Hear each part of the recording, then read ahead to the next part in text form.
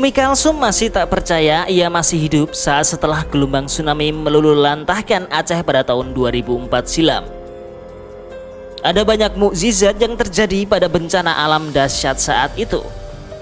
Salah satunya kisah seorang nenek yang selamat usai ditolong sesosok ular raksasa. Menurut dari berbagai sumber, Umi Kalsum biasa disapa Mak Sumi yang berprofesi sebagai juru memandikan mayat. Dia juga seorang bidan kampung dan telah melakoni pekerjaan ini selama 35 tahun. Nenek yang kala itu sudah berusia 60 tahun itu mengenang pada Minggu pagi 26 Desember 2004. Ia lagi asik menanam bunga di pekarangan rumahnya di Desa Alunaga, Kabupaten Aceh Besar. Tiba-tiba tanah Aceh diguncang gempa berkekuatan 9,1 skala Richter. Beberapa menit setelah gempa, orang berlarian sambil berteriak air laut naik. Mak Sumi juga ikut berlari karena anaknya juga berteriak bahwa air laut saat itu sudah naik. Saat itu yang dia ingat hanya menggendong cucunya yang baru berumur 5 tahun, lalu tiba-tiba tubuhnya terhempas gelombang tsunami. Cucunya pun terlepas dari genggaman tangannya. Secara samar-samar Mak Sumi ingat dia diaduk-aduk di dalam air dan sempat tangannya tersangkut di pagar dan hampir putus kemudian pingsan. Saat terombang-ambing yang tidak tahu sudah berapa lama, dia lalu setengah sadar dan melihat jembatan kayu. Disitulah keajaiban yang sulit dinalar terjadi. Mak Sumi melihat ular besar di depan matanya dan tanpa aba-aba ular itu melilitnya. Ia tidak tahu sejak kapan ular itu bersamanya. Namun menurut kesaksian warga yang ada di dekatnya pada waktu itu, banyak yang mengira kalau dia pasti mati karena akan dilahap ular sebesar tiang listrik tersebut ke tengah sungai. Rumah nenek itu berada kurang lebih 100 meter dari pinggiran pantai Kuala Alunaga.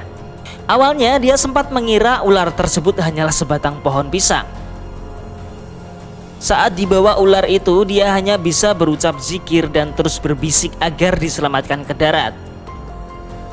Saat tubuh Umi dalam lilitan ular tersebut, Umi sempat melihat mayat-mayat korban tsunami berhanyutan dengan sampah memenuhi Kreyung, sungai Aceh yang bermuara ke lautan Alunaga.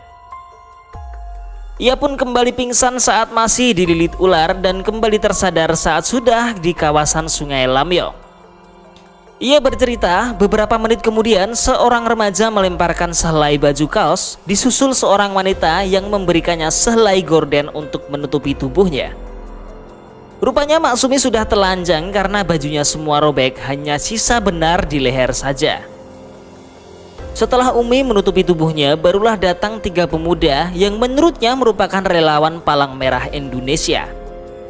Ketiga pemuda itu juga menarik badannya pelan-pelan dari lilitan ular. Bukannya melawan, ular itu juga melepas badan Umi dengan perlahan dan pergi entah kemana. Umi yang mengaku 30 sanak saudaranya meninggal dunia saat tsunami menghantam desanya itu hanya bisa mengagumi kekuasaan Allah atas peristiwa yang dialaminya. Umi sempat mendapatkan perawatan, namun karena kondisi saat itu tidak kondusif dan tubuhnya yang lelah, dia sempat tertidur di jalanan. Hingga tubuhnya diangkut dan diletakkan dengan tumpukan mayat di daerah kuburan T-nya Arif. Setelah tsunami Aceh berlalu, Umi kembali lagi ke kampung halamannya, menata kehidupan dan bergelut kembali dengan kegiatannya sama seperti sebelum terjadi bencana tersebut. Ia melanjutkan profesinya sebagai pemandi mayat hingga mengobati pasien dan mencukur rambut bayi. Menempati rumah bantuan, ia juga membuka kios kecil untuk berjualan. Namun soal ular yang menyelamatkannya masih menjadi misteri hingga saat ini.